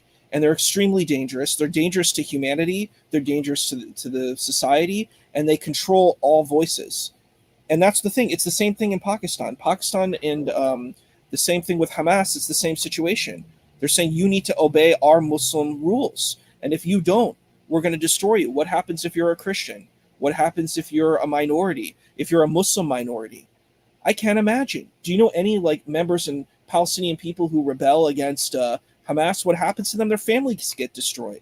I'm so concerned about Palestinians because there's this evil regime that wants to, take away life and take away freedom. And, that's one value I love in the United States. We have freedom.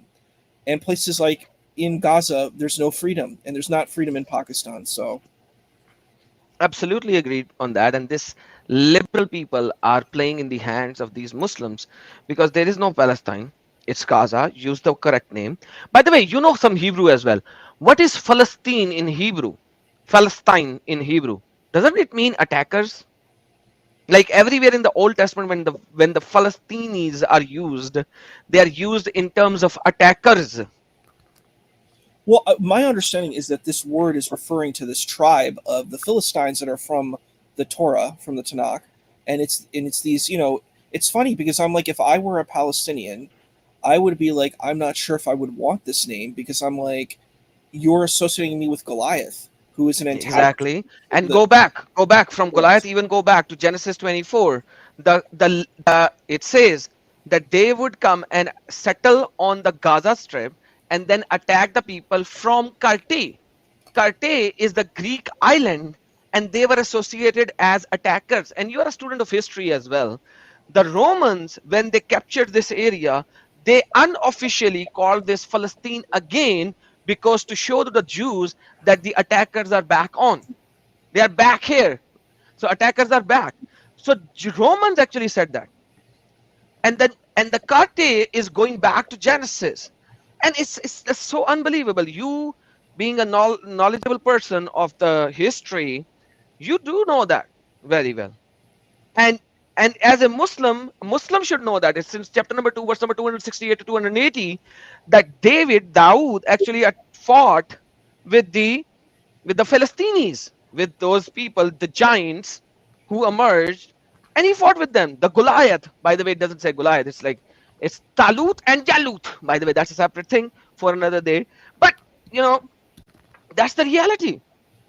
I don't know how and why a Muslim will call himself to be a Palestini when even in their Quran, they are considered to be the bad people and David fought with them and threw them out.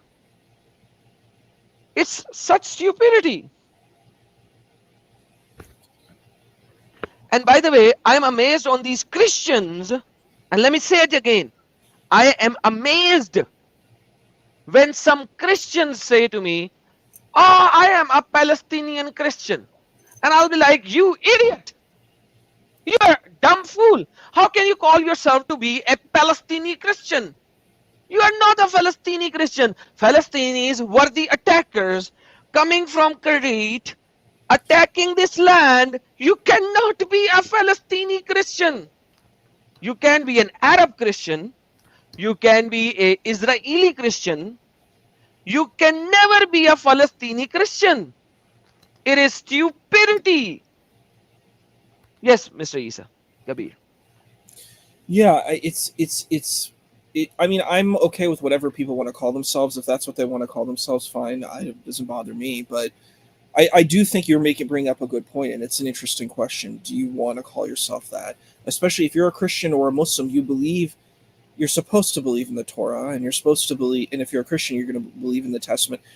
This is my position, and it might sound weird, but I don't understand Muslims who say the Torah and the Testament and the Gospels are corrupted. It's a big problem for me, because if you say the texts are corrupted, then you're saying that God is weak, or God is a deceiver, and you can't win with that position. But I see a lot of Muslims taking this position, and they're very comfortable with it. And I was watching a debate with Dr. Wood at Speaker's Corner, and there was this person named Siraj, and he was attacking the big JC, and I'm like, brother, you can't do that. How are you going to attack Jesus? Like, how do you attack Jesus? He said horrible things about Jesus at Speaker's Corner. I'm like, isn't this someone you believe in?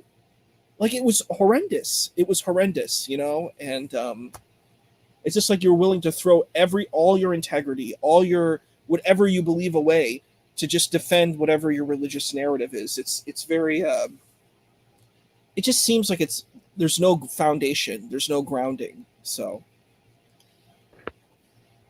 Absolutely, absolutely, man. Thank you so very much. It's really nice to have you back on. Please do come in whenever you feel like comfortable coming. I go live every Monday, 6:30 p.m. Eastern Standard Time. Every Thursday, 6:30 p.m. Pacific Standard Time. So pick a day, and whenever you feel like coming, and you would like to reject or refute whatever I say, you are more than welcome as always. But with that being said, sorry. He meets you on the cross and the crescent, brother. Yeah, cross in the crescent. The problem is that they do it on Sunday, and Sunday is my off day.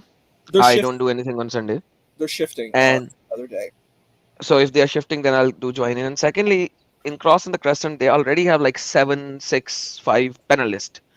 Everyone is talking, and everybody wants to give its 2 cents, and it's really hard to put a point in, because if I can put a point in 5 minutes, I will be interrupted every minute, and everybody wants to add, and then that 5 minutes point will go into 20 minutes, and the whole more of the story will go away, according to me. So I make a base before I give the moral of the story. The problem is that when you're making a base, a person was debating with me, this LG guy, and previously his name was Ubay. He was debating with me. He could not even remember what I said a minute ago, let alone 20 minutes. It's really hard to put a point in a short words in cross and crescent. But that's just me. A lot of people like their style because they want to get different views, different people thought views on each and everything. And a lot of people likes that. And it's not that I'm saying that's wrong. I'm just saying that for me, it's difficult to convey my point in my way when this is happening. So that's my problem, not their problem. I totally hear that. Well, thank you, brother, for inviting me. I appreciate it. I hope you have a blessed day. And yeah. Yeah, you can stay here if you want to. I'll move forward on my presentation. Not a problem. Just I can listen. I can stay back and listen. And if you want to add something, let me know, and definitely add with all of your data and knowledge and your history and all that. You are always a good resource to be with that. Before we move forward in our presentation, let me bring up some super chats, because I have a couple of super chats. Ryan said, "Thank you for your work, brother. No doubt you are also improving literacy rate across Islamic fundamentalist countries worldwide." Thank you, Ryan. Appreciate it. God bless you. And then we have Isa Kabir. Oh, member. You are a member as well now. Welcome, brother. Welcome. And we have Atif Nadeem, who gave us a super sticker. Appreciate it, Atif Nadeem. Thank you so very much. Thanks for being here. And Isa Kabir is now a member. He is a imam. He is an imam. He has a small imam face with him. You can see that now. You will not be able to see that in here, but you will be able to see that in the live chat. Shukriya. Do you see an imam face over there, man? Huh? In the live chat? You have an imam face right next to you. I do. See? That's you now. You are an imam of my channel. Hey, everybody, come join the channel. Exactly, you'll become an imam. All right, so we were talking about defensive battles and offensive battles, and now the topic went out into Israel as well. Israel is really defending itself. Like, that is one thing you cannot deny, that Israel is defending itself. And literally speaking, there is no Palestine whatsoever. Literally. If somebody has 2 cents of a brain, they will be able to see that. And if somebody wants to have a discussion on this, let me know. If somebody wants me to go to their channel and prove this from the Islamic scripture and the biblical scripture, I'm more than welcome to join in. There is nothing called Palestine. I am not saying that everything that Israeli troops are doing is correct. That is not my point. When the war happens, correct things happen, incorrect things happen. Good things happen and a bad thing happen. That is war. But why the war is happening? Because Israel is defending themselves. That's the reality of it. If anybody wants to have a debate with me on that, if there is any who is a Christian and want to have a debate with me on that, they are also more than welcome. Because seriously speaking, I get furious when somebody say, I am an Palestinian Christian. And I was like, seriously? Are you? How are you a Palestinian Christian when there is no Palestine? How can you be a Palestinian Christian when there is no Palestine? So anyhow, with that being said, we can move forward. And come on, Ubay, you do not know jack about anything. What will you say? Okay, I'm gonna get Ubay one last time. Let's see if he can talk. Okay, talk. Explain. Explain what? How many times the word Palestine is mentioned in Quran? 0. How many times the word Israel is mentioned in Quran? It's Bani Israel. How many times the word Israel is mentioned in Quran? I'm not sure, but when it's mentioned, it's 47 times. 47 times. Okay, but it's preceded by the word Bani Which Israel. land was given to Moses?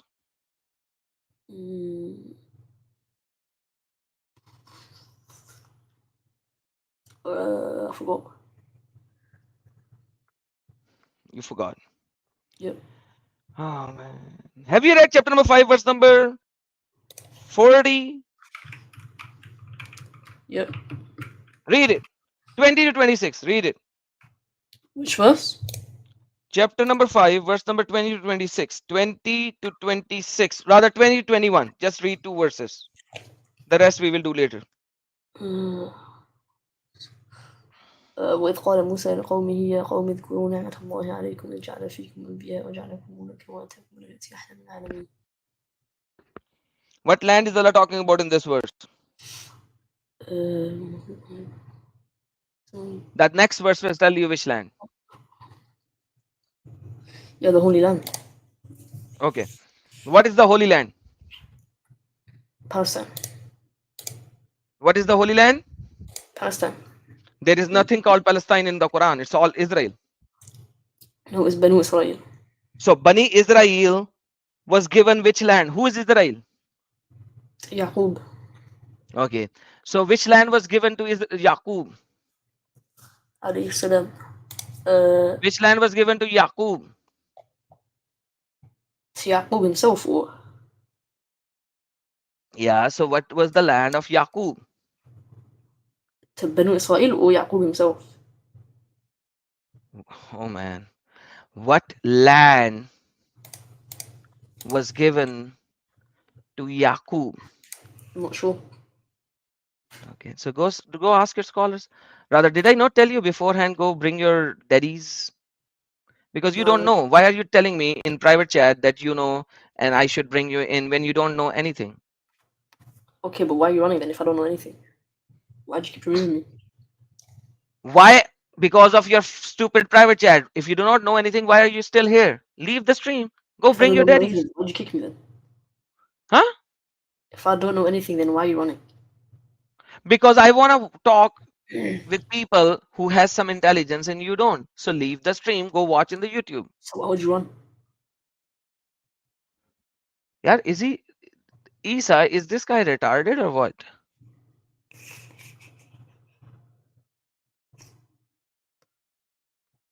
Or you got Ed?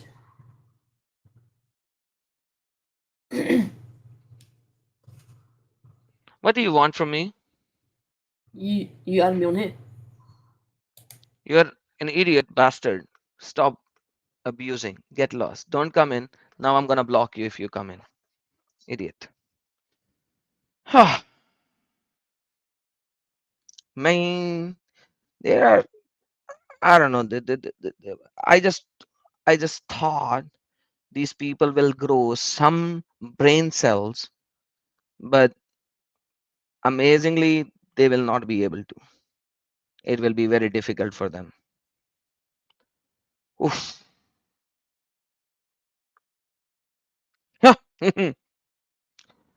So anyhow, this guy, like, he wanted to tell me, he wanted to say something. I will tell you, prove me, you bring me, man, stop running, and all these blah blah blah in the private chat, in the live chat. And then when I'm talking with him, this guy knows nothing. Every time I ask him, oh, I know nothing. Every time I know nothing. I don't know. So why are you here? Why are you here if you don't know anything? The problem is that these people do not know that they are being deceived. And like I said so many times, when you read Quran, here the Sahih International Translator will put Palestine in the brackets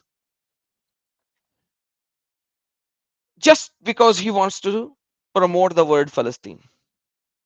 He'll just put in the bracket the word Palestine. Whereas in the Quran, Dawood, their prophet Dawood, actually fought with the Palestinian giant called Goliath. And here, this is so many things, like Samuel, they're talking about Samuel as well and all that kind of stuff, and the Saul as well. So forget the Saul and everything. Let's go to Talut, which is Goliath. Moses and then Talut. There you go. So David actually fought with Talut, with his Goliath. And when Saul went to soldier, indeed Allah, and here they said, there is no power for us today against Goliath and his soldier. But those who were certain that they would meet Allah, how many a small company fought, and Allah is with the patient and the wise and all that. And then it says, and when they went forth to face Goliath and his soldiers, they said, our Lord, pour upon our patient infirmity and be victorious over them. And they destroyed Goliath. So they defeated them by the permission of Allah, and David killed Goliath.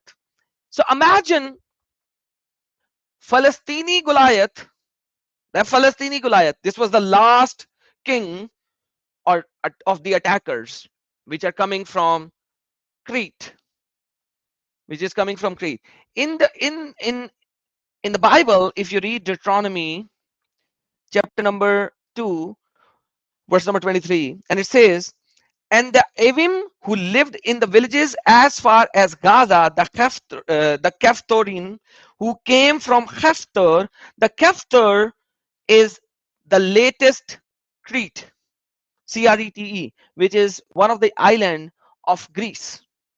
So they were coming through ships, settling in the Gaza Strip, and then attacking the inners of the Israeli land, and getting the milk and the honey and the cows and the sheep and all these kind of stuff, and then moving them back to Crete.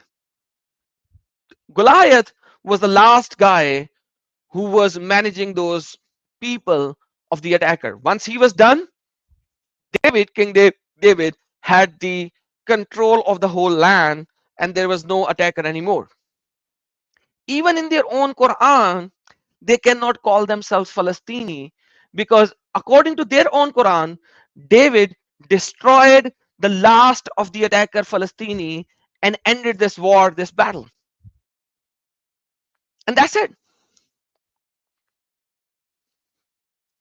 And I don't know how else I can show them. This is even in their own Quran. They can't call it.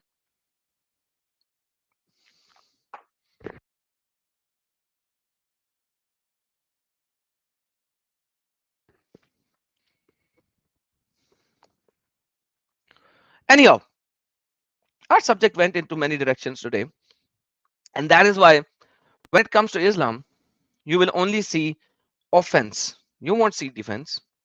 There's nothing called defensive battles. There's nothing called defensive wars. They are only offensive wars.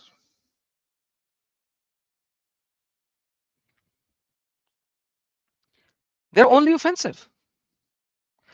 Even if you go and look at it, and I'll show you Siratul Nabi ibn Ishaq as well now.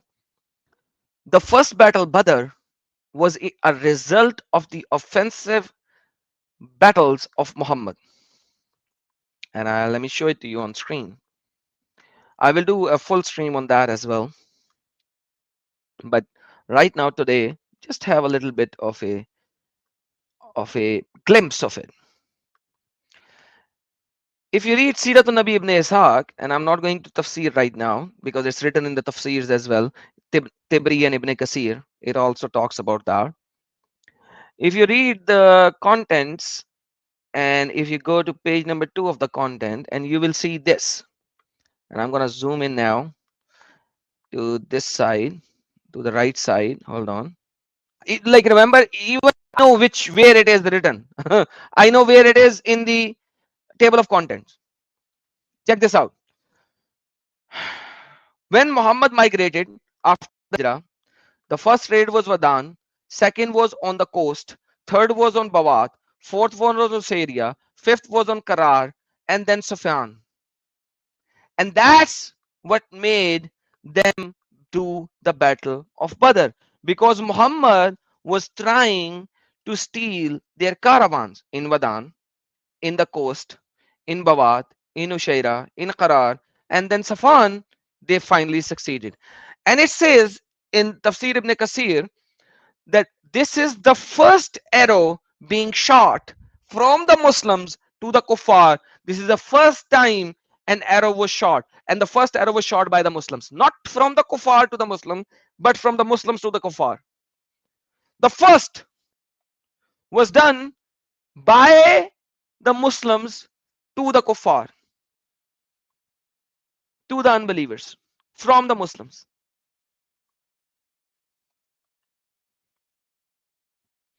And then you say, oh, Islam is the religion of peace, right, brother? Then Islam is a religion of peace. Yep, it is. It definitely is.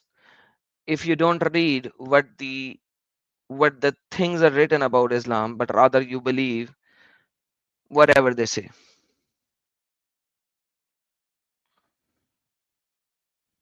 That's reality. That is the reality.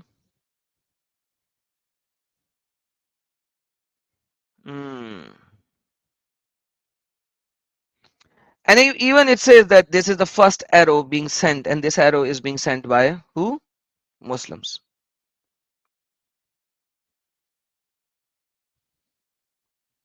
And then happens the verse where it says, O Muhammad, you cannot have the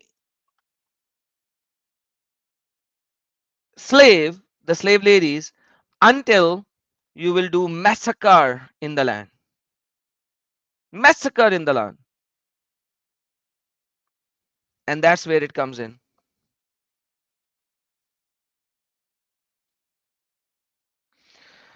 But anyhow, long story short, let's go back. I think today it's enough. We are almost at 2 hours mark, and I think we can stop this over here, and we can go into details of these fighting. I'll do Badr this Thursday. Why Badr happened? That'll be more appropriate to connect these dots, because Badr is supposedly the most what do you call it? The most defensive battle in the history of so-called defensive battles of Islam, and I will do Badr next time. So next Thursday, 6:30 p.m. Pacific Standard Time, my stream will be on Badr, and we'll enjoy some other. We'll see that. With that being said, thank you so very much for being here. Have a blessed time. Isa Kabir, would you like to send your final thoughts on offensive and defensive battles of and so that we could end the stream? If you would like to, you have the moment.